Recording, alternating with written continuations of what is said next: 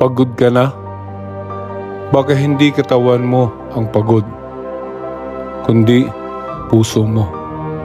May mga araw na kahit buong araw kang nakahiga, pagod ka pa rin. Bakit? Dahil hindi katawan mo ang tunay na pagod. Puso mo. Puso mong paulit-ulit nasasaktan. Puso mong pilit lumalaban sa katahimikan. Puso mong naghahanap ng sagot sa mga tanong na hindi mo masabi kahit kanino. Hindi laging kailangan ng pahinga ang katawan. Minsan, kailangan lang ng dasal. Kailangan lang ng katahimikan.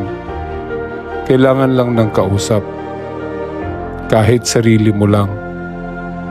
Ako si Maskara, at sa bawat salitang binitawan ko, may kirot, may pag-asa at may katotohanan. Kung gusto mong marinig pa ang mga salitang hindi kayang sabihin ng karamihan, samahan mo ako. Mag-subscribe ka, follow mo ako. Hanggang sa muli.